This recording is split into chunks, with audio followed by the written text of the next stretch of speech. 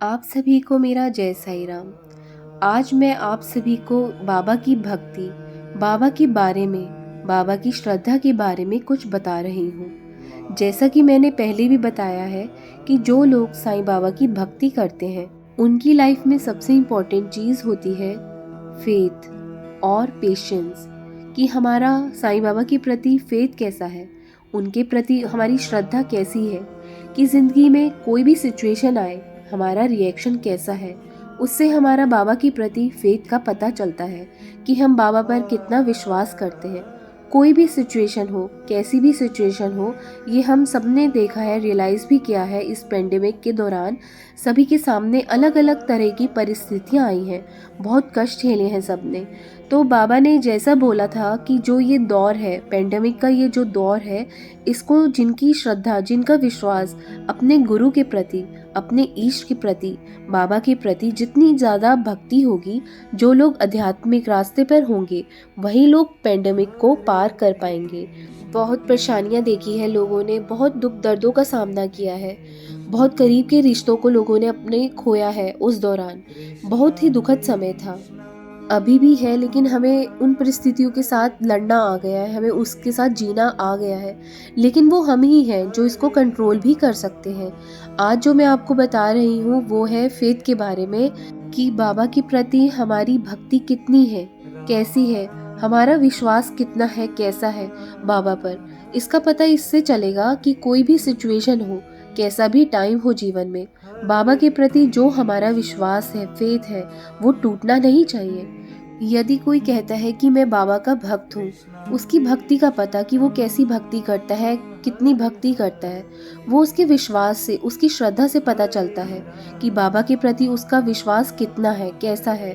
लोग घबरा जाते हैं, डर जाते हैं जीवन में कोई भी परेशानी आने से, किस तरह की भी परेशानी हो, वो चाहे कष्ट हो, कि मानसिक हो या शारीरिक। सबसे पहले हम भगवान को ही दोष देते हैं कि आपकी वजह से ही ऐसा हुआ है। लेकिन हमारे अंदर जब विश्वास होगा हमारे ईश्वर के प्रति, बाबा के प्रति, तो हम ये बातें कभी नहीं करेंगे।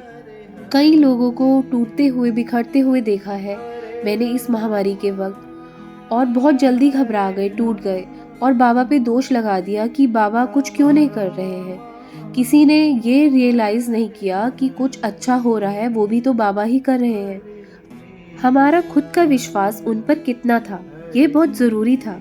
ये जो दौर था, जो आज भी है लेकिन कम हो गया है, जो ये भक्ति है वो विश्वास से जुड़ी हुई है। जितना ज़्यादा विश्वास होगा बाबा के प्रति, उतनी ज़्यादा हमारी भक्ति भी बढ़ेगी। जैसा कहते हैं ना, भक्ति में अगर निखार लाना होगा तो अपने विश्वास को बढ़ाना होगा, और वो विश्वास परिस्थिति के अधीन नहीं होना चाहिए। अगर हमारे दिन अच्छे चल रहे हैं तो हम बाबा पर विश्वास करेंगे, जब हमारे दिन बुरे चल रहे हैं तो फिर हम बाबा पर विश्वास क्यों करेंगे, नहीं करेंगे। ऐसा बिल्कुल नहीं होना चाहिए। विश्वास है तो विश्वास है, दौर कैसा भी हो, जिंदगी में सुख हो या दुख हो, अच्छा समय हो या बुरा समय हो, सिचुएशन के हिसाब से हमारा फेथ नहीं बदलना चाहिए। एक बार बाबा का हाथ पकड़ लिया तो ये विश्वास होना चाहिए कि ये हमें भव सागर पार करा देंगे। तो ये बहुत ज़रूरी है कि हम कैसा फेथ अपने साईं बाबा पर रखते हैं, कितना स्ट्रॉन्ग रखते हैं। किसी भी परिस्थिति में हमारा कैसा रिएक्शन होता है, रिएक्शन कैसा भी हो, लेकिन जो हमारा विश्वास है उनके प्रति, बाबा के प्रति, वो हमारा नहीं टूटना चाहिए। जो बाबा का हाथ जिस तरह से पकड़ेगा, बाबा उनका साथ उस तरह से ही देंगे।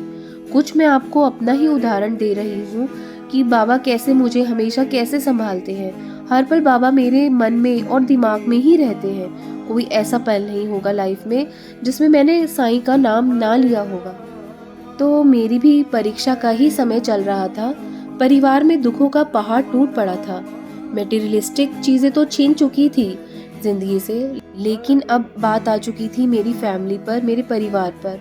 लास्ट ईयर फरवरी में मेरे हस्बैंड हॉस्पिटलाइज हो गए थे। सबसे पहले चमत्कार तो ये हुआ कि मेरे हस्बैंड की 650 शुगर बूस्ट हो गई थी, जो कि मैं उन्हें लेकर पास के हॉस्पिटल डॉक्टर के पास लेकर गई। तो उन्होंने, डॉक्टर्स ने चेक किया तो शुगर 650 था। डॉक्टर भी हैरान हो गई थी कि दोनों अकेले ऐसे कैसे आ गए इतनी शुगर हाई में भी। इमरजेंसी में उन्हें फिर डॉक्टर ने रिकमेंड किया कि उनको एडमिट करना पड़ेगा हॉस्पिटल में। फिर और भी टेस्ट हुए उनके, तो उन्हें ट्यूबरक्लोसिस भी निकल आया। मुझे घर पर अपनी बेटी और मेरे एक पेट है, उसको देखने भी आना पड़ता था। 10 डेज़ हम हॉस्पिटल में रहे और मैंने सब कुछ हैंडल किया ये मैं नहीं जानती। एक बाबा ने ही मुझे स्ट्रेंथ दी थी। उस समय मुझे ऐसा लगता था कि मैं किसी गाइडेंस में हूँ, मुझे मतलब किसी ने प्रोटेक्ट करा हुआ है, मुझे मतलब ऐसा फ़ील होता था।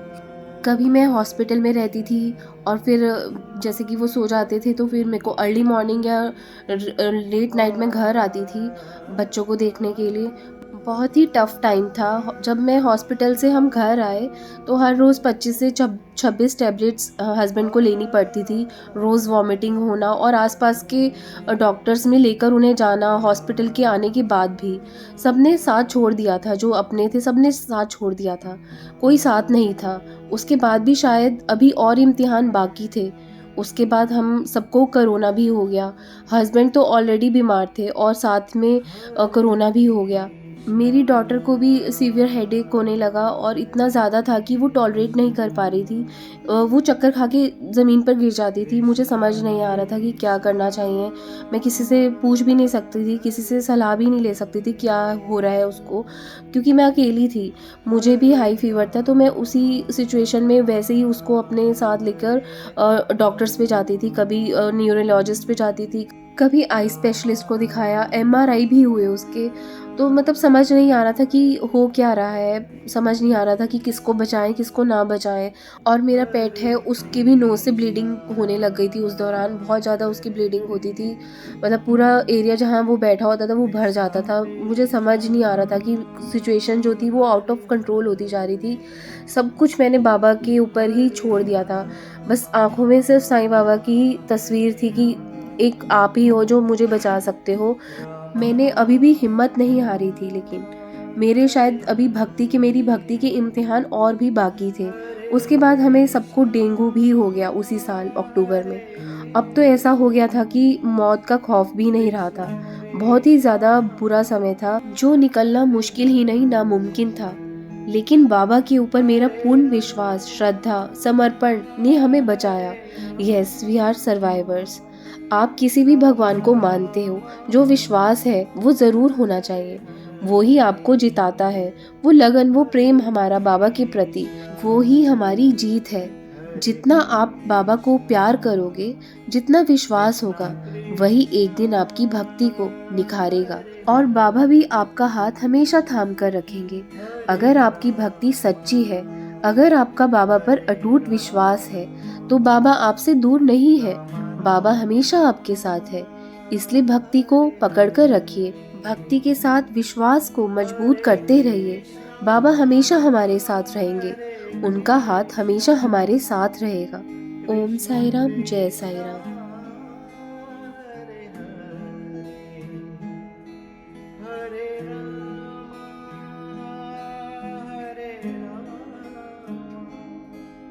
राम राम हरे